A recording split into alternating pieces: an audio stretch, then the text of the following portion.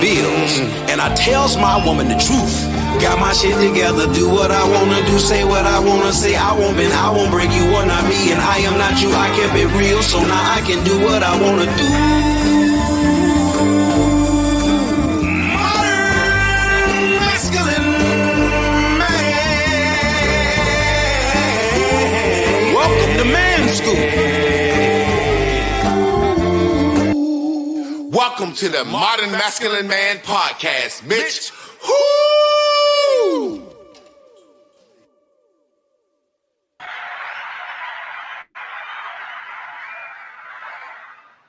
Yo, what up, what y'all? Y'all know what time it is. It is Tuesday, and it is 8 p.m., and it's another time for me and my guy, TRAB, to have a conversation about some real-life grown man shit. My wife just got me my water. Let me get me a swigger, Dale.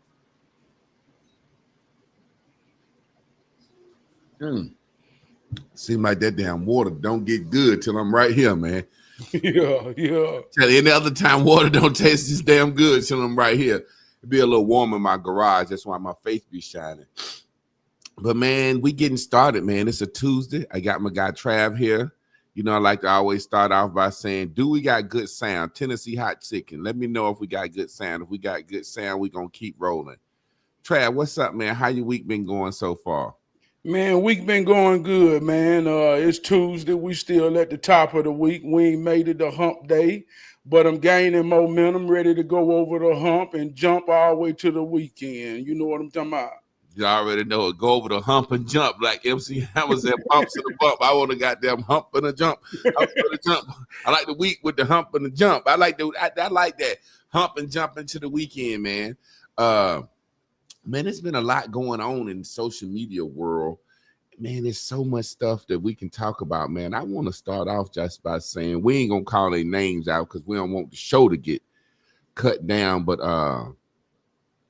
man, there's a lot of going on with them people from the Middle East, man. It's Nick Fuentes. He's a big guy, just as big as Charlie Kirk, just as big as Candace Owens, basically saying that they removing his show off the air. Like, how the hell you get this man off the air? Like, you know what I'm saying? I think we don't realize, Trav, that the government senses certain things, and certain things, once the government don't know what they want to use until they want to use it.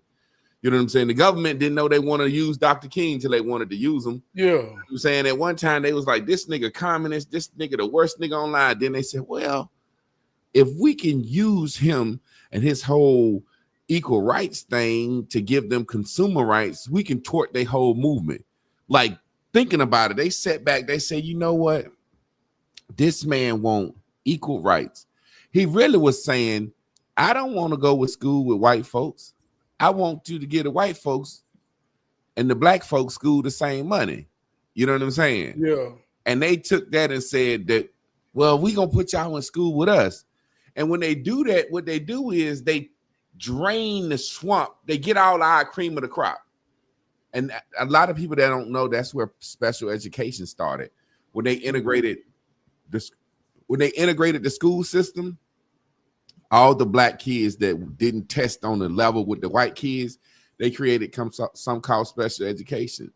So they essentially destroyed our education by linking us up with them. So my point is, the government don't know what they need to use until they need to use it. I don't think when Facebook came out, the government was like, you know, this shit gonna get so big one day, we gonna need to use this to stamp out any post somebody make about anti-vaccine.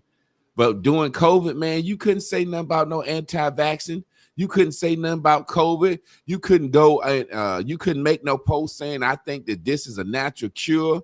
It's like Zuckerberg come out and said, the Biden administration told me to take down any post that went against their agenda for COVID.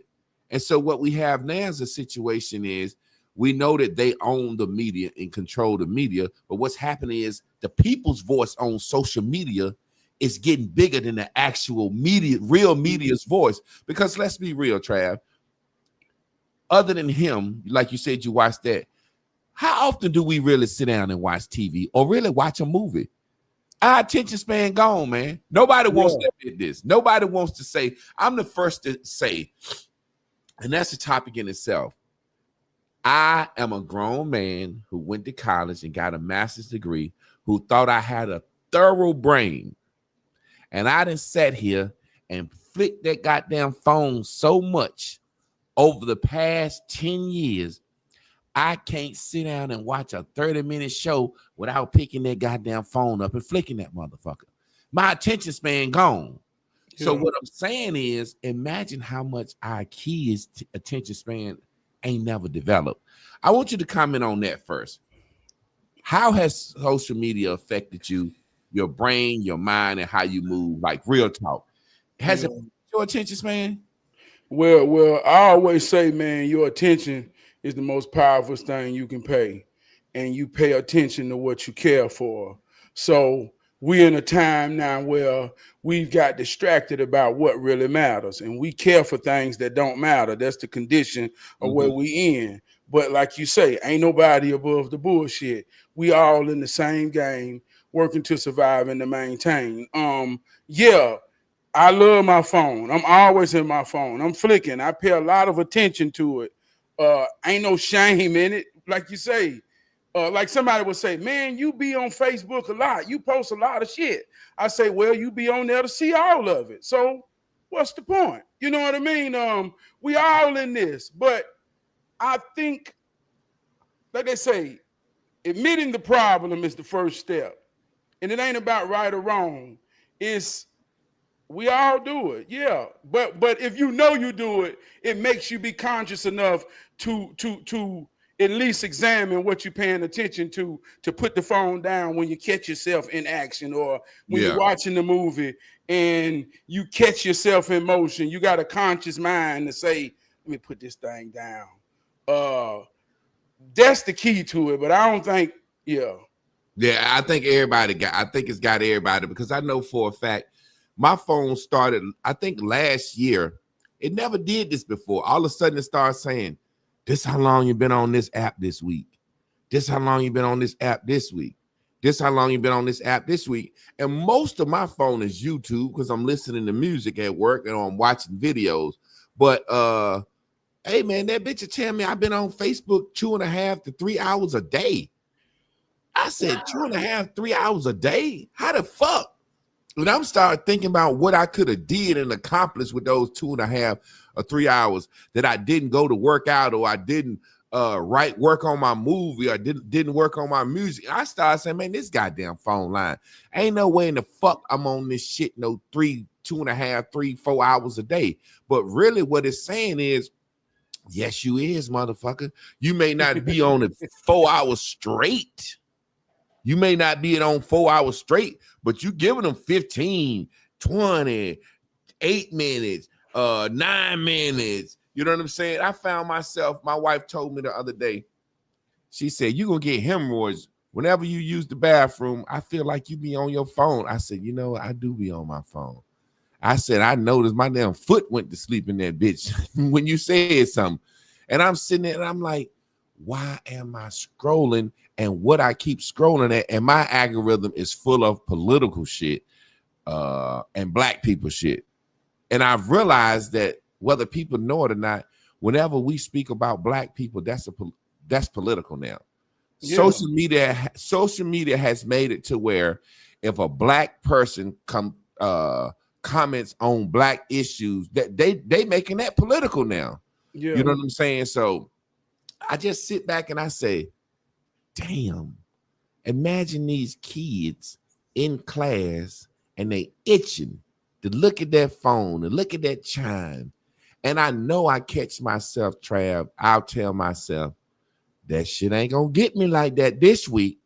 Yeah. And I start off Monday and Tuesday and I have good days. Yeah, it ain't got me. Before I know it, Wednesday, I'm like, okay. It's like you said, you find yourself saying, get off that shit, get off that shit, get off that shit. And then sometimes I find myself, we don't realize how much it brings our mood down, or how much it transfers to us. It's like a portal. I could get up in the morning and I could be in such a great mood and doing my day. And now Facebook ain't even got me no more. It's IG. IG got me. Man, fuck these motherfuckers on Facebook. My Yeah. homeboy said Facebook is like your family. Them the people you grow up with in your family. You know what I'm saying? He like, they ain't gonna never let you blow. They ain't gonna never let you blow. They gonna pigeon tie you. They gonna say that's TRAB from Charlotte. You know what I'm saying? But TikTok and Instagram, they let me shine. You know what I'm saying? Yeah. TikTok and Instagram let me shine. X don't give a damn if you take your clothes off. But Facebook is for some reason that thing that's got us held. Our generation has got us held, and I've been clicking on IG so hard. Now IG got me, man, and I think I like the IG crowd a little bit more because the IG crowd is a little bit more younger and a little bit more open-minded. But yeah, man, go ahead, respond to that. Man, I'm gonna go back 15 years ago, right?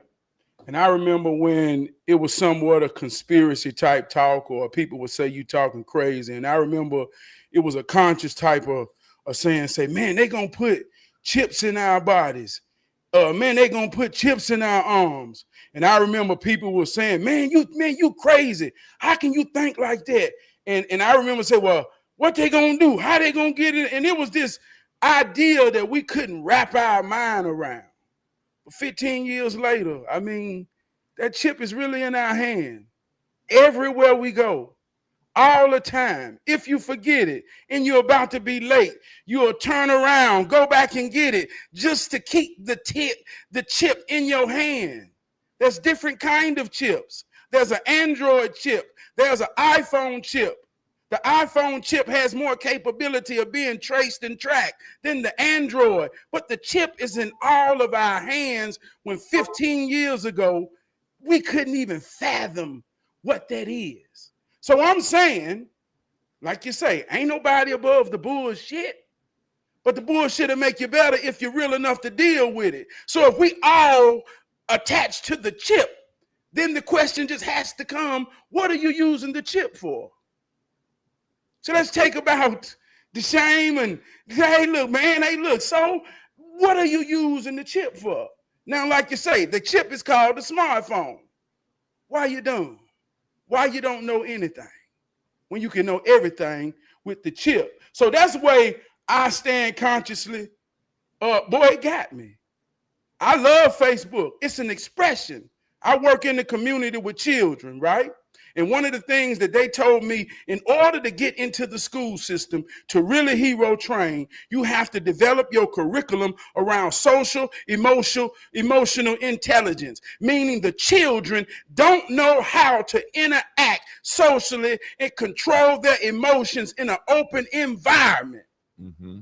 We all goddamn like this, the children. So the only way we can deal with each other is through the social and emotional destruction that we all come to. I love Facebook because I can put my mind out, put it out there, put my thoughts, express myself, and I ain't got to worry about nobody telling me, I don't understand that, man, you goddamn crazy. Well, I ain't asking you to. This is my book. Let me express myself. And if you feel free to look at it, read it, pay attention, then I know my intentions in this is powerful. It's almost like a form of therapy. Sometimes, like I said, like we said, the gift and the curse is something. Sometimes I can get up and I can have this epiphany or have some on my mind, and I can make 3 videos and they come out of my body, and I feel free and feel like, man, I just expressed myself and I got it out to the world, and I feel good. And then, like I said, sometimes I can get up and hit Facebook or IG, and all I got to do is see one comment, and it take me down a rabbit hole of a day. I find where I done responded 3 videos to this one motherfucker. You know what I'm saying? But this one motherfucker has sparked 3 videos that people gain from. So, but I just know when it's vexing my spirit, and I know when I'm feeling good on it. You know what I'm saying? For the most part, I found out if I'm giving to the internet, I feel good. But when I'm receiving from the internet, I feel more bad. You know what I'm saying? That's what I've experienced in my life. It's not a lot on the internet that I could sit down and watch and feel good about. You know what I'm saying? It's like my homeboys used to call me the mad rapper when I was in college. You remember when that Biggie album came out and they had the little guy on it, the mad rapper, he hate everything. They say this nigga grew up hate everything. And I say, y'all think I hate everything. Maybe y'all don't realize y'all are of the 80% of motherfuckers that don't know nothing. You know what I'm saying? So I guess you almost have to have what people don't understand is you almost have to have a go against the grain attitude to even be sane, man. I think a lot of motherfuckers is insane, Trav. Yeah, hell yeah. I think that's real more than we know. And I say this to say, just like in every city, we got poverty. And everybody rationalize poverty. We see the people on the streets. We see families with nowhere to go. We see people that lose things, and we watch people break. But we don't really understand what the breaking is about. The breaking is the mind. See, I watched somebody lose it all, but didn't break. Say, man, I'm going to be all right, man. Just got in a better situation, and they came back. And some people lose a very small fraction of something, and they break. They insane. They like, man, what happened to him? What happened to her? But they still may be able to function and go to work, but they ain't there no more. So we all insane. That's why I say this social and emotional intelligence that we all have. Some people truly live in this as an avatar, meaning outside of that world. You see them in the grocery store, it's like zombies. We hear this shit for real, but this shit happening around us with people we love. But I want to make this point about you being the mad rapper. Because sometimes people think I'm mad when I'm talking like this. But your attention is the most powerful thing you can pay. And when you pay attention to what you care for, when you care for others, when you care for the suffering, and you see it in ways that people can't see it. See, care brings empathy, sympathy, compassion. It's like Jesus. Oh, I just want to save somebody. It makes me sad. It makes me mad that don't nobody care. And when you care in a situation, it makes you vulnerable. It makes you weak. And people know that they can attack you because you care. So don't nobody care no more. And those that care seem mad, man. What's wrong with you? Man, God damn, y'all don't see this shit. You hit it on the head. When you care, you know, James Baldwin was very prominent during the civil rights era, and he had a lot of great writings. And one of the quotes that he was famous for saying is, if you're conscious in America, you're gonna be angry all the time. Come on. He was like, if you're conscious, if you're awake, you're going to be angry all the time. And this is during his era. Like, I don't understand. Like we say, sometimes we look out and we see situations and we see how this phone has affected education. The school, you can't teach because of it. You got relationships can't stay together because of it. Looking in the phone, where you're going, what you're doing, what you're looking at on your phone. You know what I'm saying? And I remember when I first met my wife, I told her, I said, the cell phone gonna destroy black people. And she was like, and her and her friends, we had this big conversation. And she lost a few friends because people was like, I'm adamant. I don't give a fuck about your friends. I just met your friends. And some of the stuff they were saying to me, I was like, y'all that stupid? Like, what do y'all do? Y'all can't see that we grew up in an era where you remember you used to call your little girlfriend and the phone be busy, man. And, you know, you just had to deal with I couldn't get in contact with the person. Mm-hmm. You know, when granddaddy went to work at 6 o'clock, grandma knew she wasn't going to hear from him to 6:30 when he got home. If 7 o'clock rolled around, she started to worry.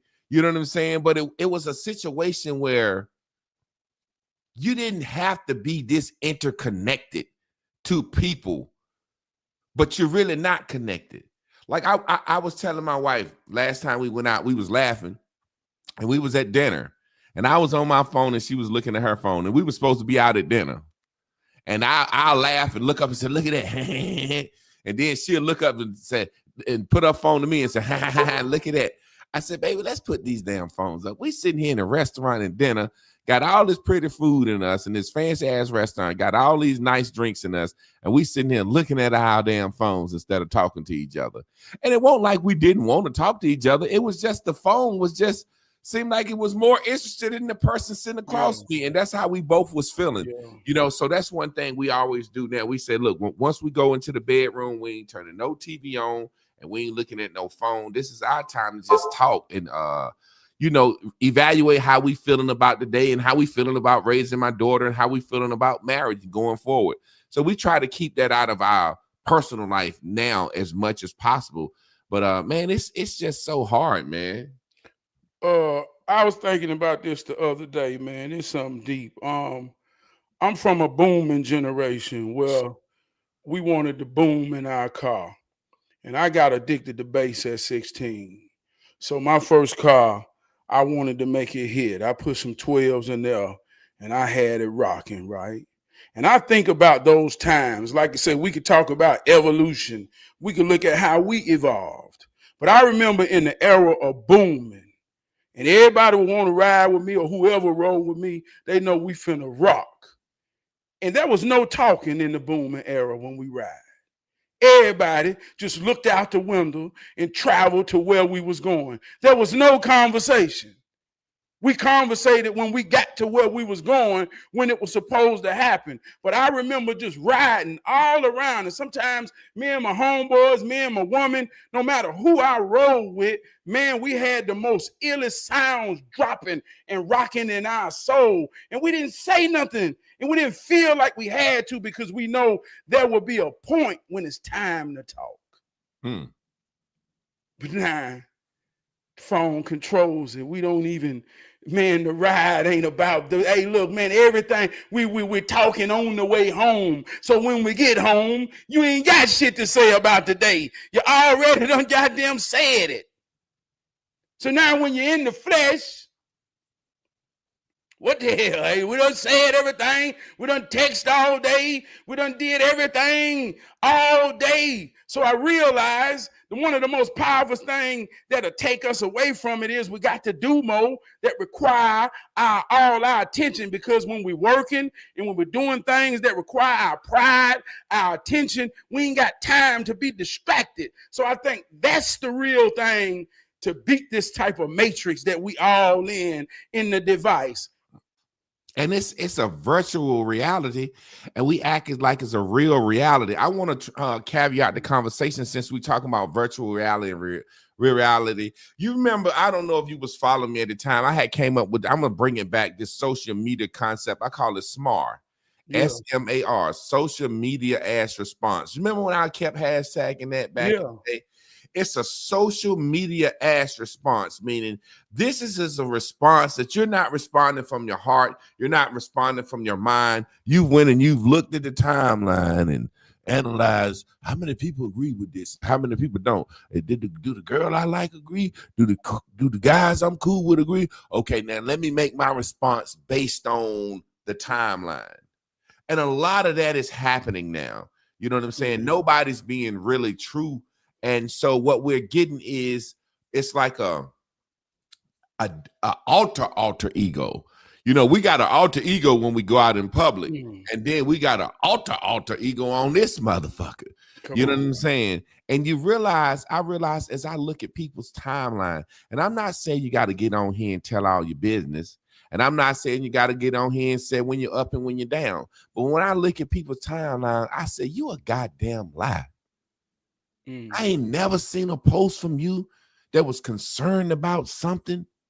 You ain't never been sad. You ain't never went through. You ain't never said, pray for me, family. You know what I'm saying? It's like your life is a goddamn highlight reel. And that's what we looking at. We're looking at everybody's highlight reel, and it's making us look down on our own life. I was talking to my son, my oldest son, the other day. And he was just like, Pop, you know, man, this social media shit got us feeling privileged. It's got us feeling like we should have more than we should have. He was like, man, sometimes I find myself looking up saying, damn, why my shit don't pop? I said, son, you got to stop looking at everybody else shit. and it's like he like, man, everybody da da da da da. You know, he want to do his little rap music. You know, my son moved to Charlotte. Him and BJ live in Charlotte. I'm gonna have to link y'all up with him too. When I come down there. Yeah. Him and BJ live in Charlotte now. They was like they wanted to get a little closer to Atlanta, and you know, they like Charlotte and they like the music scene in Charlotte. But yeah, they live in Charlotte now. They got them apartment down there, nice community. They doing well. But I was like, son, you know, you can't allow what you see going on the internet to depress you. And that's pretty much what he was saying. Sometimes he get a little depressed by what he see happening on the internet and for people that ain't happening for him. You know what I'm saying? And I can't even sit back. There's times that I've said to myself, and just being real, I said, man, this motherfucking Charleston White took my goddamn spot.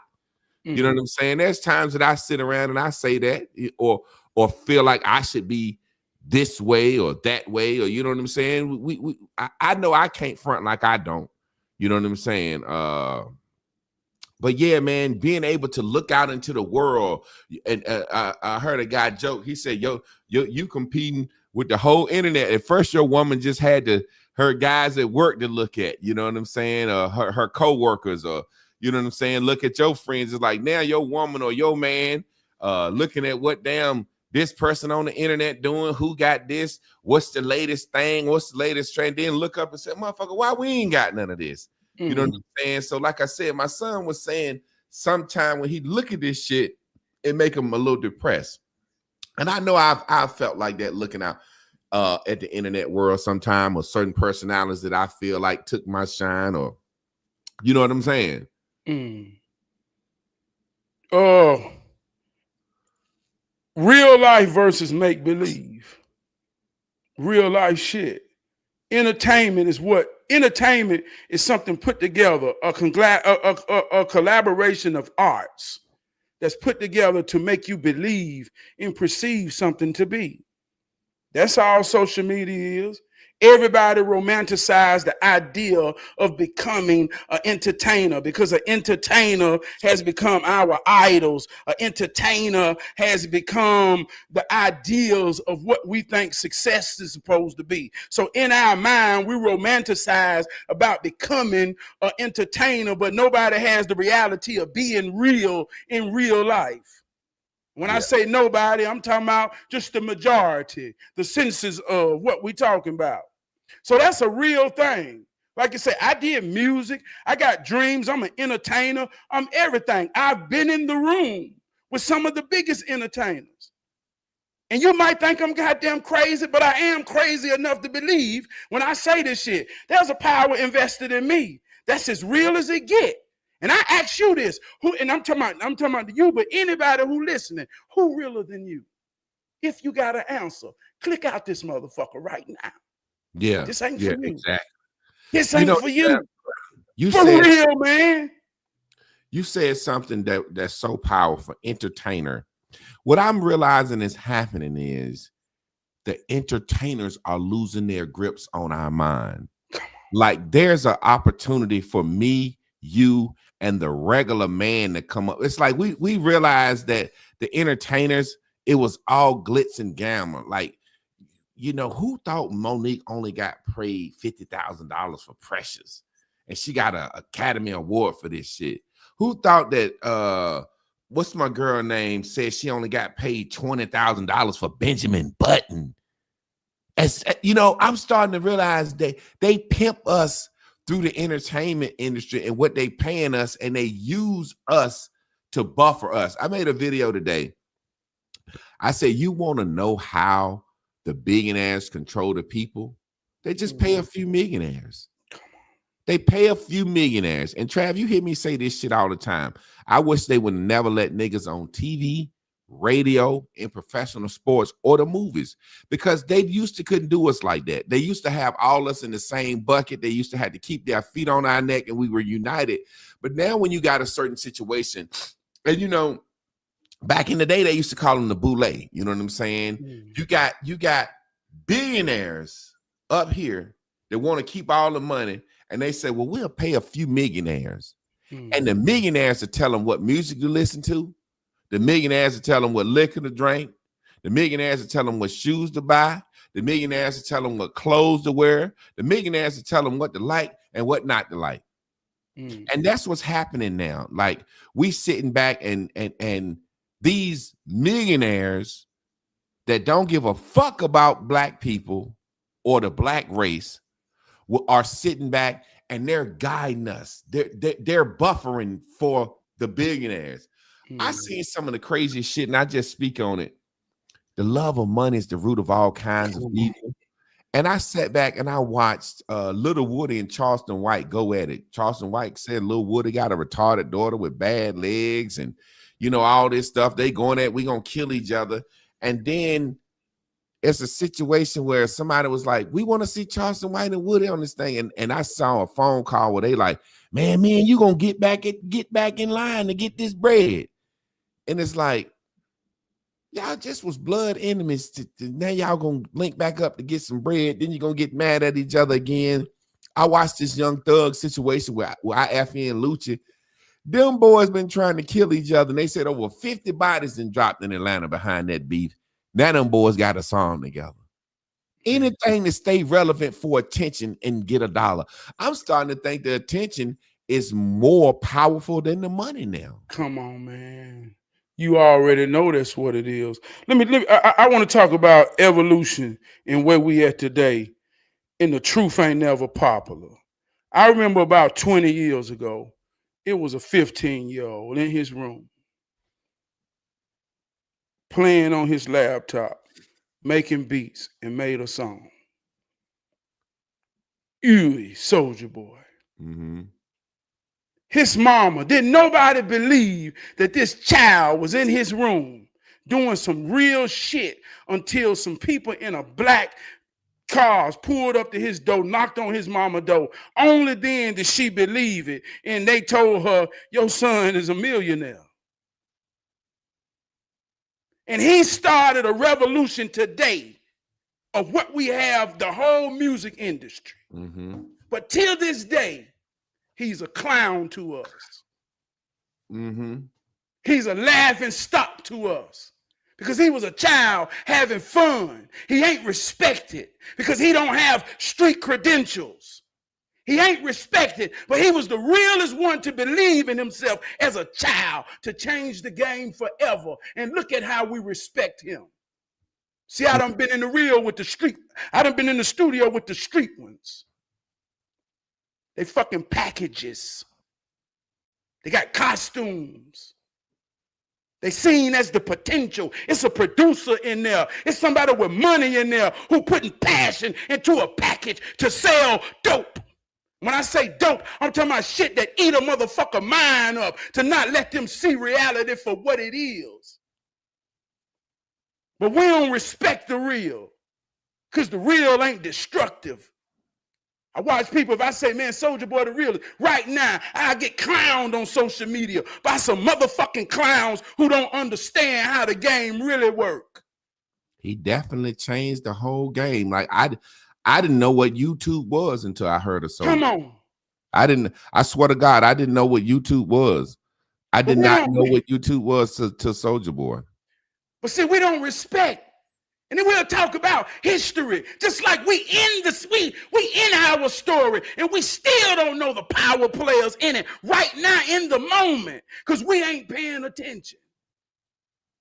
We ain't paying attention to shit real. Just like we talking about, and I know I don't know if I'm segue, but I'm in the spirit. Go ahead. When we talk about since Charlie Kirk died, first it was racism. He was racist. Now we ain't worried about Charlie Kirk no more. We don't give a fuck about that no more. We ain't even talking about racist no more. But now realizing that we talking about Israel. What was he talking about? Israel. But now we're saying, oh man, Israel this, Israel that. But just 2 years ago, I'm talking about us. We had Kanye West, Kyrie Irving, Nick Cannon. I'm talking about on these devices, on every platform. Speak on it. Talking that religious woke talk to say we are the chosen people. We the real Jews. And the same people that we talking about now in a different context told them black men, say that motherfucking shit again on these devices, and I bet you won't be on them no more. And we ain't heard none one of them brothers say a goddamn thing no more about a Hebrew or Israelite or Israel. Only Kanye. You know, Kanye made the song Hail Hitler with the Kanye wouldn't stop. You know what I'm saying? That's the thing I'll give to him. But man, you're so right about that, man. These brothers that were trailblazers talking about this shit, we looked at them like they was crazy. And this is what I realized, Trav. Sometimes we be so late. Charlie Kirk getting killed after black people finally settled down, and I hate you. We realized this man went against Israel. Now black people starting to realize the power that they have over media, over things, and now we jumping down the Israel rabbit hole, and it's like we just jump. I want to caveat. You said something earlier. They. I want you to speak on that. Talk about that day thing you had mentioned to me earlier. Well, the foundation of they, before I even understood what it was, I remember I would come home and whatever problem I had and my daddy asked me about, and I say, they said. And I remember one time when I was a young boy, he say they said one more motherfucking time. Don't you ever tell me what they said. If you can't tell me who said it, don't you tell me a damn thing. So I was always scared to say they to my daddy if I ain't know exactly who was telling me or affecting me to go take the problem to my daddy. So that carried me, and I got threatened about that. So now when I hear it, it's like a trigger. Who the fuck is they? I had a situation at work where people would want to create doubt. People would want to create darkness when they see light. When you have a light and a glow, everybody can see the glow, but everybody can't handle the glare. You come in the room on a good day feeling almighty, your glow glowing. Here comes somebody want to put it out. They said they've been watching you all day. Now you fucked up. Who is they? Who? I don't know, but they say they watching you. And here go the person. So one day I experienced this. And I wanted to teach this person a lesson. I said, who the fuck is they? I said, I don't know. I said, well, I'm finna go find out who they is. So I went, I made him look, and every time I wipe, I say, come here. I say, is you they? Do you got something to say about me? Is there something about me that you watching that we need to have a conversation with? I let him watch me ask every white man who they could be. And when I got back to him, I say, who is they? Man, go ahead on. So, well, tell they I said fuck them, but I know they is him. Mm-hmm. See, they is the straw man of the deliverer who don't know a goddamn thing. They is who we use when we want, like you said, take your light down. Is man, they saying, who the fuck is they? Who said it? My grandfather used to say, they are them little people that come crawl from under your bed and whisper in your ear at night. And I never understood it. Like you said, your father used to say, don't say they to me, motherfucker, because he wanted to know where it's coming from. My grandfather used to always laugh and said, they said it. He said, they them little people that whisper in your ear in the middle of the night, which is essentially some bullshit, like the little monsters that crawl from under your bed and tell you the shit. It's like you had said something that's so amazing to me, how we as black people, when we say they, I'm assuming we talking about the white folks. But when white folks saying they, who the fuck is they talking about? Yeah, Are they talking about the government? Like, is there a stronger they? Like, we must be overlooking the government and going straight to white people. You know what I'm saying? But they said it, and they, you know. But it's so powerful to me when you really think about it, when we say they. Because if they saying it, who are we?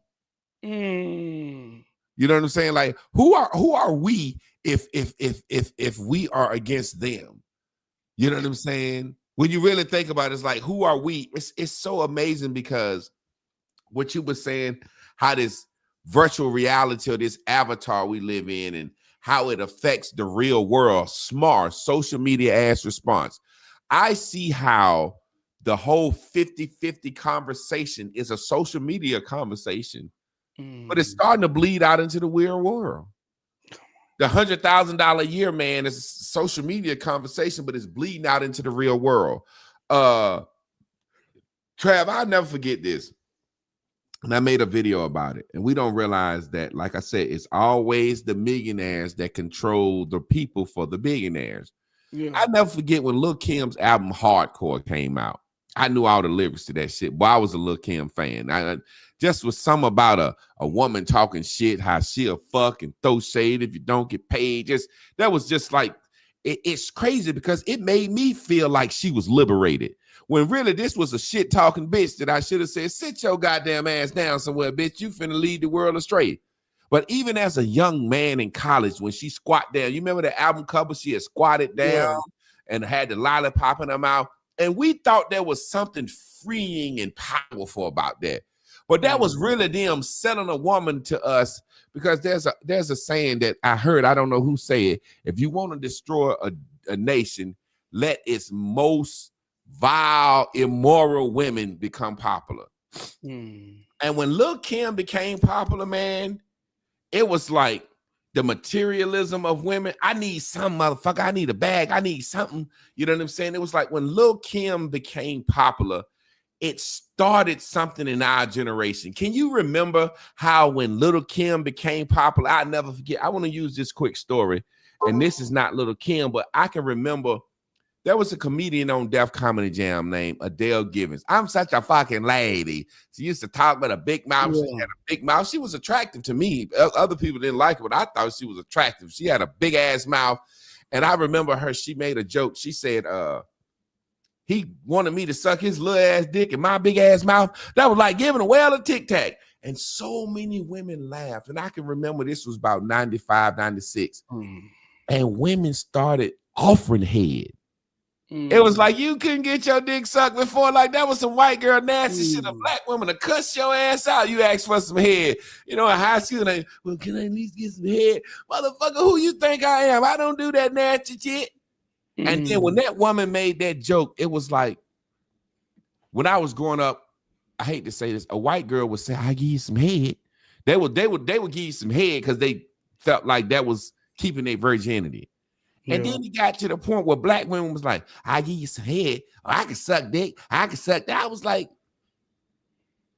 I just did, you know what I'm saying? You remember when Girls Gone Wild went out? Yeah. Black women started doing little shit like that, twerking it. That was white people shit to me. Showing your titties at the that was white people shit.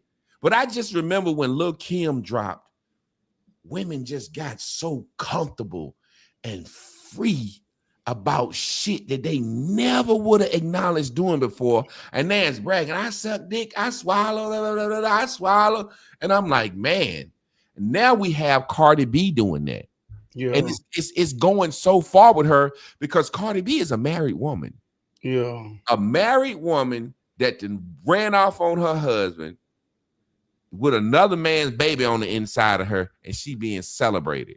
Come on, man. That's going to permeate into the real world. Aisha Curry, a married woman who's been kept her entire married life, is saying, my husband don't understand me. I wanted to be a career woman. I never wanted to be a wife. I never wanted to be have kids. It's like, what the fuck you think your children is at the house saying? Like, Mom, you ain't want me? Like, this bitch want attention so much. And I just know ain't nobody requested to hear this bland bitch talk. I just know this is something that some Jew heard her disgruntled. Put on TV. Yeah. She ain't happy in a man. And so what we have is a situation where you're going to have a lot of regular women who have desired this lifestyle. Now she talking down on it.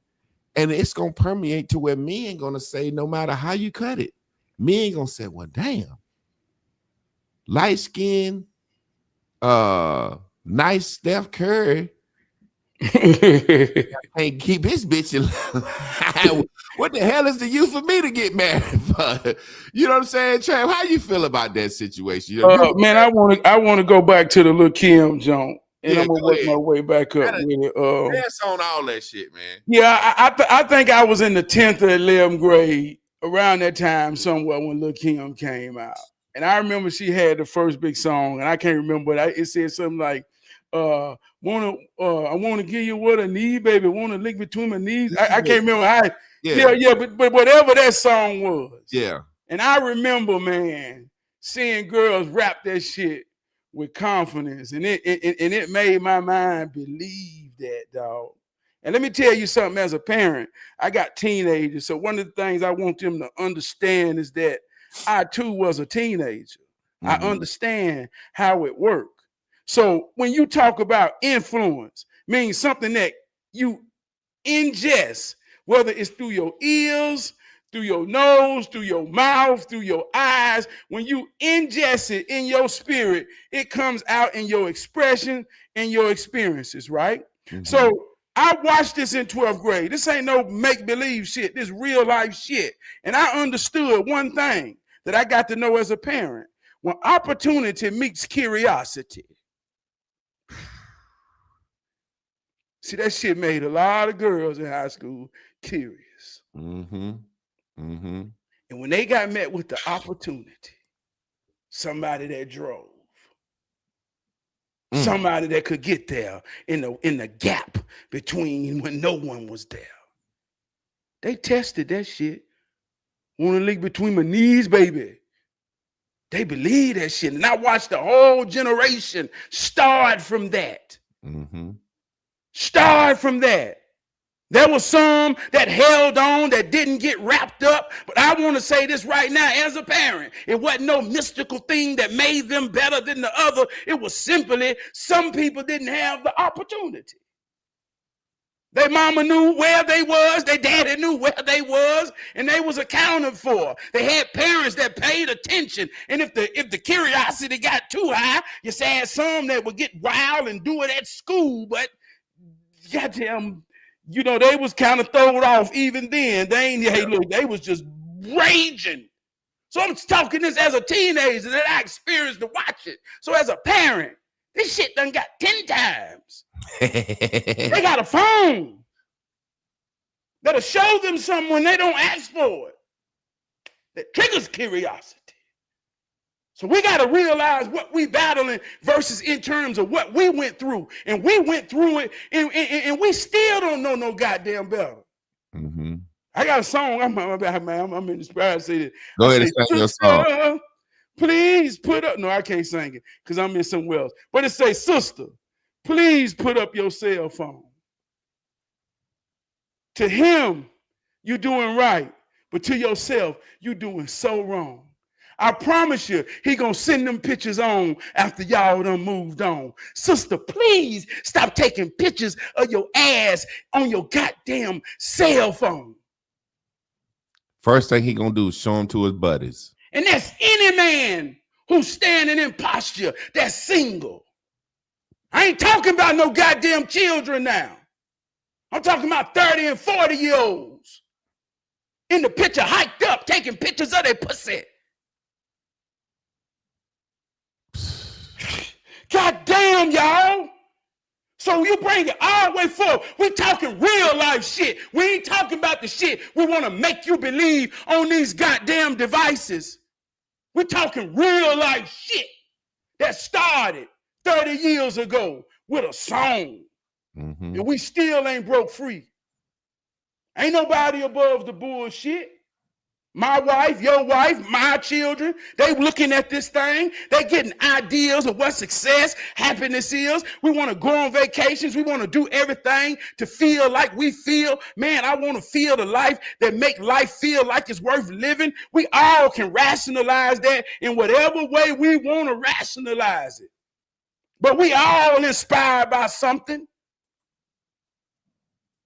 Too much of anything is bad for the soul. You can't be too right, too real, and too strong.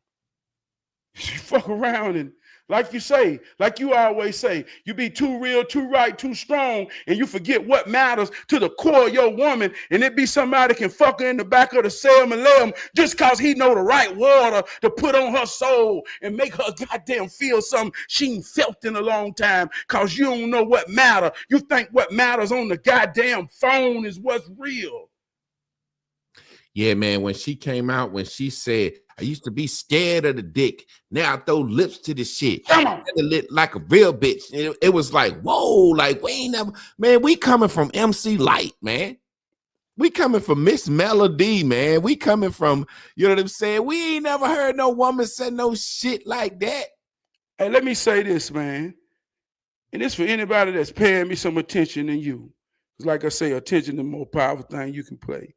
I try to censor myself to not seem angry, but I care so much when I see the pain that this shit causes in a woman, in a sister, in a brother, in a child, in a man's eyes, when we don't understand, when this shit working our ass and tearing our ass up alive. And we can hide it and mask it in our avatars, but that's why I talk angry. Because I can feel the hurt behind this shit. Even when people think don't nobody see it. That's why I got to talk angry, because this shit hurt me to think about it. And I'm so real with this shit that I try my best and give my all to protect my family from it. Because, hey, look, my baby got to walk out this door and dodge every goddamn bullet that's coming her way. And if I ain't never had to believe in God, that's the one thing I pray. There is something in her, around her, and goddamn that make my baby fight her fight to come back right. Because I don't watch someone be destroyed that ain't going back right. For real, dog. So I just want to say that, man. That's the only why I had to say that, man. Cause you know, it's no matter how you cut it, man. You know, even with our young men, you know what I'm saying? The things that you know, I just look at the things that they have to go through, that they experience through music. You know, walking around having to. I couldn't imagine, Trav, when I was young, everybody got their goddamn face covered up. You know what I'm saying? I'd be like, man, I can't go nowhere. Everybody got their goddamn face covered up. Like you literally, and the kid just get out of jail.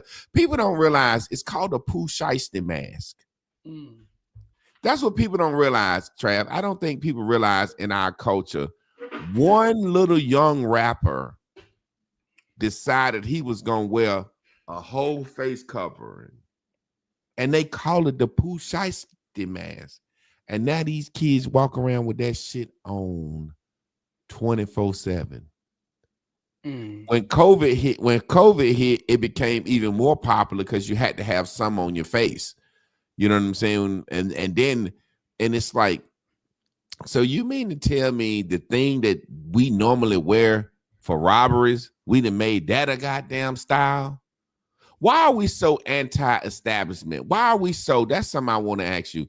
Why do you think we celebrate the drug dealer, the motherfucker that's not working? We celebrate the whore. Is it because we used to be slaves and we just want to buck the system? Why are we so anti-work? I seen this guy, he said some of the realest shit, man. The average drug dealer, and I was talking to my homeboy, he's a former narc police officer. He said, man, I ain't never arrested no drug dealer with more than goddamn $5,000-$6,000 in his pocket and maybe a couple of ounces. He's like, them motherfuckers never have no money. And it's like, why we think that they getting more than the regular working man?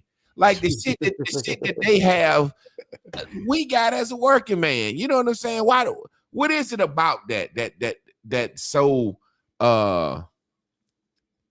glamorizing and its end is so bad, jail or hell? You know what I'm saying? Like for $5,000-$6,000, and we can go touch $5,000 now. You know what I'm saying? It ain't like I'm gonna blow it, but shit, I just had to get my whole goddamn my Honda. I had thought I had changed my little my spark plugs and my engine coils, and the light kept coming back on. So I said, well, I ain't gonna change them motherfuckers again. I took it to the dealership. They talking about some piston ring and oil getting on your spark plug. This is a $3,300 job. Yeah. You know what I'm saying? So I'm like, I bite the bullet. Hell, fix this motherfucker. And you know, as much as mad as I am, my wife got a saying is, at least we had it. That's my wife, number one, said it. At least we had it. And so it's a situation where these guys getting busted and got public offenders. It's like that the life is so glamorized, but the top end is like, where you been? You ain't even been to Atlanta. Niggas furthest they done been is Atlanta or Miami selling dope. Ain't got a passport. Like, what is this shit doing for you other than making you not have to get up and goddamn take your black ass to work every day? It's respect and attention. That's all. And we so backwards. When I say we, all of us, we so backwards in what we give our respect and our attention to. And you can say that's controlled by they or them. They know it. They give the money to the ones to give us the destruction of the mindset to be entertained by it. But we respect that. The drug dealer in the neighborhood that destroyed our neighborhood, the drug dealer that caused me and you and anybody else who parents might have been or could have been on dope, that same drug dealer that put the needle in the vein of your pain. We respect them because they was able to come around with material things that drew attention. And so people will sell their soul for attention. Same thing we doing today. It ain't changed. It's the same thing. The same people that put dope in your children's vein to make them high off some bullshit. To go pay all of their soul. Like I said, we socially, emotionally fucked up. We walk around like zombies and our children. I'm in the school with them. They don't have soft skills. They don't know how to approach or be approached and say, hey, how you doing? Good day. You doing all right? Yes, sir. No, ma'am. They don't have any of that. It's looking under their goddamn shell, almost afraid to be looked into the eyes as if they don't have no fucking soul. So we look to respect those that keep that destruction. Somebody asked me, they say, why you got to cuss? I said, because if I didn't cuss, I wouldn't be me. I like cussing. It's endearment. I talk with passion. But if I didn't, you wouldn't respect me and nobody would respect me. They'll call me this positive brother that you would think have to walk across the side of the street when I walk through the drug dealer. Fuck y'all looking at. I hate Ain't nothing weak about being positive. I can't cuss, but you respect cussing. Your children being cultivated by cussing. Obviously, they like cussing, but I'm making a conscious decision to cuss about something real. And they ain't listening to you. So hopefully cussing from my soul, because this is who I am. I'm one of them. I'm one of them that got old. You know, that's crazy. I got my album is called Crying and Cussing. And I have people ask me so much, you make such good points. Why you got to cuss? And I said, because I grew up in a cussing house. I grew up in a cussing house and I like cussing. I'm not trying to cuss and I'm not trying not to cuss. The shit just come out. And I'm just like, why do you have to ask me why I cuss? Why does that matter to you? Like, don't listen to me. It's almost like a person is saying this, you know, Trab, I got a nephew or I got a cousin or a brother or my wife. If you just say that shit, you be talking a different way, I can use you to speak for me. Yeah, hey, look, but we damned if we do. That's what they really saying, right? Hey. If you just say that shit differently, I could go home and show it to my wife and say, look what Trav said. You know what I'm saying? And I might can get something done in my household, but soon as Trav says shit, my wife gonna say, I don't want to hear that motherfucker. They won't. But hey, look, but we damned if we do and we damned if we don't. Ain't nobody gonna pay attention that ain't trying to learn, so it don't matter. So say it from your soul when it feel good. Yeah. You understand? Some things are mild and some things are spicy. Why you don't like spicy shit? It burn. It give me a hard burn. Well, some people want a lot of pepper on it. It's that pepper type shit. My Yeah. wife told me, she say, you're going too hard. Damn, I'm trying not to. But I'm a hard type of man. Goddamn, that's all I know. Yeah, you know, I'm being I real. found I ain't acting. my wife will always buffer me. You know what I'm saying? Like whenever I say something, she would try to explain it in a nicer way. And I say, Chris, you make yourself look worse doing that. The motherfucker didn't already, you can't make them like me. You know what I'm saying? Like, she's like, what he really means is he's just saying he's just going bottom line. You know, she said, I go bottom line. I'm a bottom line. Shit, if you in here, you in here. You know what I'm saying? Like, but it's amazing to me, man, as we sit back and we watch how people don't realize how pop culture affects the daily living of regular people. You know what I'm saying? Like to the core of what we wear, what we drink. You know what I'm saying? Like pop culture has changed what we see as success. Let me tell you something when I say that, when I say pop culture. It used to be a nice car and a nice house was a flex. Mm. Now it's getting to the point where you can have freedom of time, freedom to move, to do like you want to do is becoming the flex. So what I'm starting to see is you see a lot of people moving off the grid, a lot of people buying small houses, you know what I'm saying? A lot of people buying these electric cars. Ain't nobody trying to, it's like what we seeing is we're starting to see where people want to be more free. Mm. We've been contained to materialism for so long that people are starting to say, man, I just want to be free, man. You know what I'm saying? Like I said, in my car today, I'm like, damn, 3,300 and shit. I might as well go buy me another putt for $5. You know what I'm saying? Like, you know what I'm saying? Like, like I don't want to spend all that money on fixing them up for $5,000. I can get me a damn 2015 something. Yeah. You know what I'm saying? It's just a situation where, man, I sit back and I look at the world and I look at us, and it's like we first at all the bullshit. Yeah. You know what I'm saying? Everybody want to be like us. Everybody want to be like us. And we brag. Everybody want to be like us. Everybody want to be like us. But then when it come down to this shit transferring into influence, we really see we ain't got no goddamn influence. Mm. You know what I'm saying? It's cool for motherfuckers to think you cool. But it's like the kid at school everybody thought was cool. But then the kid at school everybody knew was smart. You knew who was going to do the best in life. The kid that everybody knew was smart. Mm. You know what I'm saying? We the coolest motherfuckers on the face of this earth. Why are we so goddamn cool, Trav? Oh, that's that soul, man. That's that soul. That's that, you know, and I ain't saying it in no deep way. Just that charisma. Just that rhythm, that rhythm to the heartbeat. The rhythm to everything. That's why. Man, you said something deep that just gave me a lesson, dog. I'm talking about you gave me a hard one. You said you a bottom type guy. You fish, you like to go straight to the bottom. Mm-hmm. And man, like I say, man, being raised amongst fishermen, you took me to going fishing. And I always respected that person who fish on the bottom. Pull that goddamn cork off or pull that motherfucker up real high. Hey, I'm going look, to the bottom.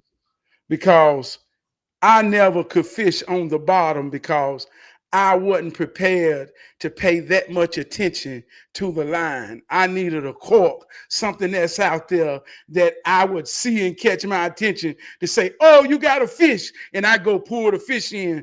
But the guy who fished on the bottom, he didn't talk too much. He was locked in on that line, watching it jig. So, man, hey, look, man, I just want to say, see, that's why I say, man, we all we got, we all we need. When you sincere and genuine in a moment, and you just kicking your shit, popping your shit, that's how we learn. That's how look, they say when the student is ready, the teacher shall appear.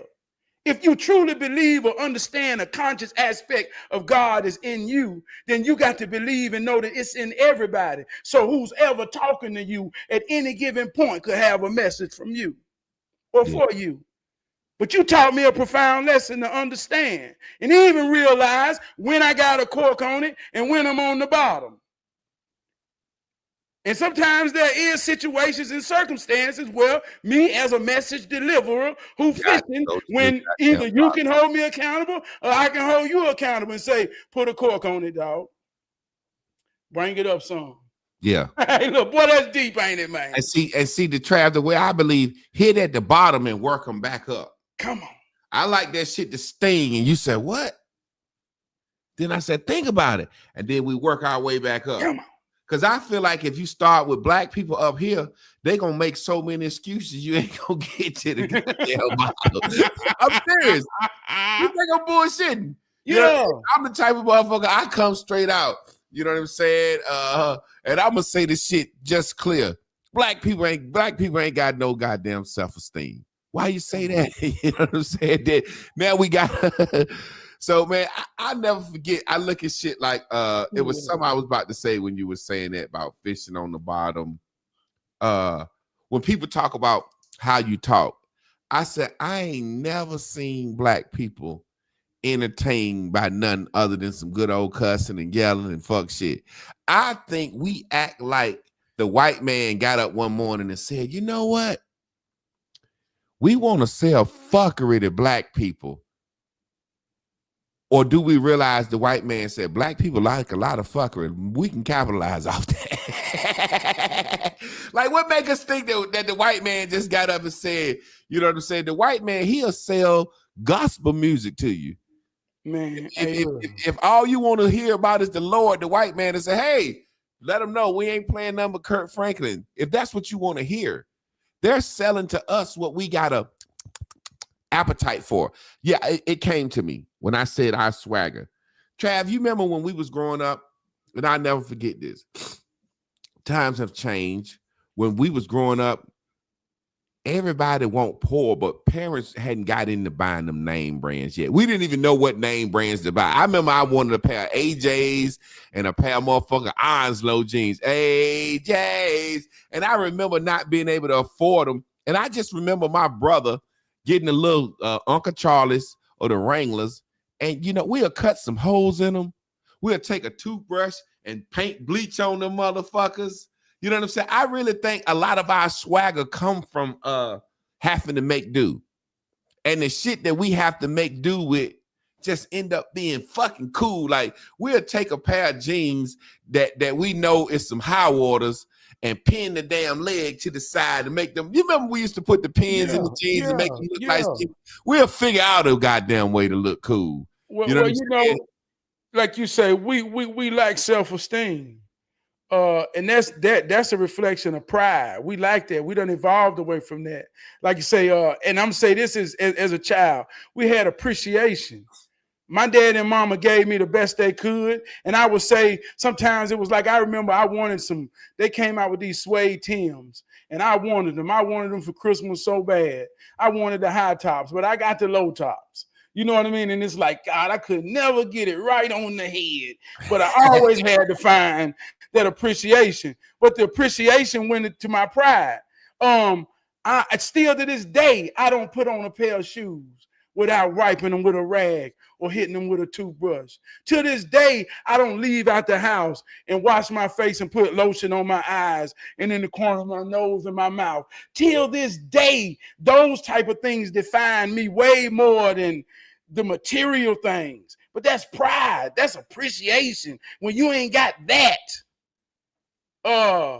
yeah, you think it's everything on the outside. That's why we ain't got self-esteem, because it don't come from within no more. And like I said, social, emotional intelligence is a real thing, and it's the only language that we can talk amongst our children's education for them to empathize. We got to talk the language that our children emotionally and socially are fucked up ever since COVID, and they spent 2 years at home. But that's a reflection of why we think everything on the outside matters.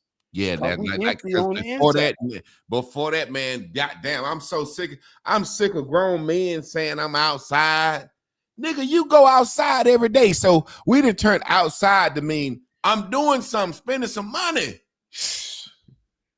You know what I'm saying? I'm outside, mean I'm doing something. You know, when COVID hit, and I was thinking about what you had said earlier, you know, and about the youth and just the lack of just the social emotional skills, the soft skills. You know, even when raising my own kids, they would get in the car after school. I pick them up from practice. First thing they do. Yeah. I say, hey, man, take the headphones off. Let's rap. Take the headphones off. How was your day, man? What's going on in practice? Good. What's such good? I'm like, God damn, I do pay the bills. I feed you, motherfucker. Can I get something other than a good? You know what I'm saying? Like, so ready to put them goddamn headphones back on and stop listening to me. You know what I'm saying? And it's like you said, the lack of just, hello, sir, how you doing? Excuse me. You know what I'm saying? I was talking to this young man, and he had went in the store to get a job application. And I just happened to see him, and I was watching him. You know what I'm saying? And he went up to the goddamn lady that was doing the fucking checking the receipts and asked her for a job application. She kind of said something to him, and he got ready to walk out the store.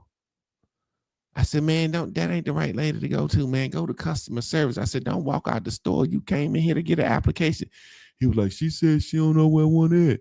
And he was just finna turn around and walk out. You know what I'm saying? Like, Trav, whatever happened to, how you doing, ma'am? It's just like you said what they were. I didn't know what it was called, but now I know what it's called. Soft skills. Hey, how old are your sons? 24 and 21, or 24 and 21. Okay, my son's 16. So 5-6 years behind. Man, that what you just said about that from practice, boy, that sent a shockwave through my soul. 5 years back down the road, we're going through the same thing. And I'm talking about as a father, for real. This shit, real life shit. As a father, I got to gather myself in this to position myself, because this is vital. This ain't about him. This vital. Everybody with a teenager son can experience. I mean, hey, look, if you can't, you're rare.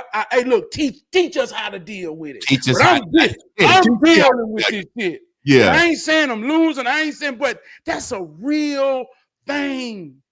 And it's what we up against. Because if you deal with that wrong, wherever they at already, man, it's a thin line of making them never come up out of that never shit. Fucking with you. Yep. Ever understand, take them headphones off. Let's have a conversation and make them feel like it's necessary and worthy. Man, that ain't no giving right now as a parent. No. You really got, like we say, they don't have soft skills. As parents, there is skills that you got to develop as a parent to cultivate a teenage child. And I'm in the game right now, goddamn trying to pick up blitzes and read defenses and all this type of shit to maintain control of this shit. But that's some real shit. That's some real life shit, man. Yeah, man. And I couldn't imagine that. Look, I couldn't imagine with a little girl, like you say, your daughter. You know, it's amazing because I would talk to my friends, and it's funny because my friends would come to me because I was a school teacher and come to me, and I'm saying to myself, why y'all motherfuckers asking me? I'm raising stepsons. These y'all goddamn real sons. What you mean? And just for you to say that, I always thought it was a stepdaddy thing. Like, maybe they just saying, you know, you raising them, blah, blah, blah, blah, blah. But my real friends would be like, hey, man, I have a hard time talking to my son, man. And I'm like, this your biological son, motherfucker. And I just realized it's a thing now. It's a thing. Well, I'm going to say this. When my babies was little, I was known as that man and them 2 little babies. I ran a business with my babies, and people, I performed with my babies. I did everything with my babies, and they would say, "Man, how you get them 2 little kids to do like that with you, like that?" I say, "God damn, I don't know. They my children. They look. I don't know."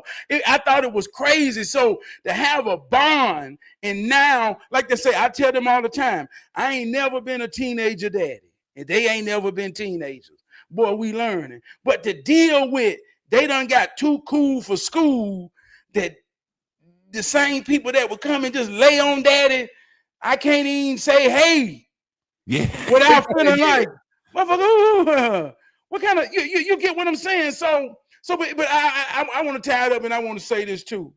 Going all the way back to Steph Curry shit. I'm 46. I'm talking to my peers. My best years are behind me. I ain't saying I can't be the best of who I am now, but my prime is gone. Yeah. You understand what I'm saying? My wife and my children have gotten the best of me.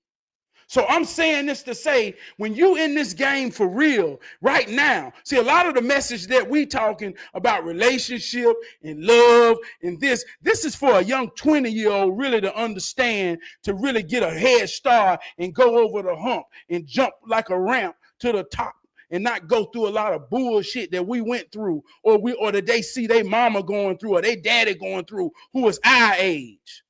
So when you our age and you still being influenced to not understand what's real and what matters, well, you can witness a woman who has one of the quote unquote good guys of our history, of our whole race. When you think it's about money, when you think it's about this, when you think it's about that. But one thing we got to understand as adults, it's about sacrifice. One thing he can't get at woman is time. He be gone for a long time. He on TV every night for a long time. So he can give her the world, but he can't give her time. And that's what I think. She just needs some attention. But let me make this point. But when we look at that from a regular perspective, here we is in real life. We spending time with the ones we with, but we think that don't matter. We think it's the money. We think it's the attention. We think it's all of these things that's being made you to believe something. Because when they sit down and they're alone, and all they got is their goddamn phone. That's what's real, man. Don't ever get it twisted. Know the difference between real life and motherfucking make believe, man. Well, shit, as the pastor said, if all hearts and minds are clear, we can get up on out of here on that one, Trav. Man, I appreciate you, man. And yeah, we're gonna keep talking, we're gonna keep rapping, we're gonna keep fighting this good fight of faith, and we're gonna keep marginalizing the bullshit. What's the saying you say? And it's such a beautiful saying to sum it up. And I just want to remember it. And it's about what we were saying tonight. How does it go? The soul can't hide. Oh, yeah. The soul can't keep no secret that behavior won't reveal. I think that's the most powerful statement. And you know what I liken it to, Trav? It's like I got a saying, and everybody say it, but I say it for a different reason. I've been saying it since damn high school. You already know. When that girl came out and said she never saw herself as married, that behavior is telling on her motherfucker soul. She thinks she better than Steph. Oh, I'm pretty. I feel like I should be. The soul can't keep no secret that the behavior won't reveal. For real. There it is, man. We walking around here, and the way we behaving, it's just soul telling. It's telling on our soul. Ain't no way we walk around here acting like this, and you can see exactly what's coming out of our soul, man. Hey, look, let me say this. I'm my bad, man. I know you got to wrap it up. No, that's what I'm saying. I'm going to let you wrap it up. And I want to use this as a teachable moment. I got a brother, man, that's going through something. And him and his children or him and his child decided to part ways in peace, right? And that peace was going for about 2 years. And up came a situation where she came around her mountain with hell. He said, man, we was at peace. Why she bring that hell? I say, well, regardless if it's hell or heaven, her soul needed contact. She needed her daddy, huh? She needed her daddy, even if it's out of order, even if it's operating in a malfunction, even if it's you to argue and fight and say, I ain't with this shit. If you ain't gonna listen to me, go back. She'll go back around her mountain till she come again. But we at least gotta recognize that the soul, that's why I say the soul can't keep no secret that behavior won't reveal. Y'all act like y'all hate each other, but you find a reason to fight. You just can't leave each other alone. You got to find a reason to make him say or her say, fuck you and fuck you too. That's a connection that's necessary that the soul gonna behave to get. So I just want to make that practical so we can see how it works. Yeah. To at least understand that when we working it or when it's getting worked on us. Well, you already know it.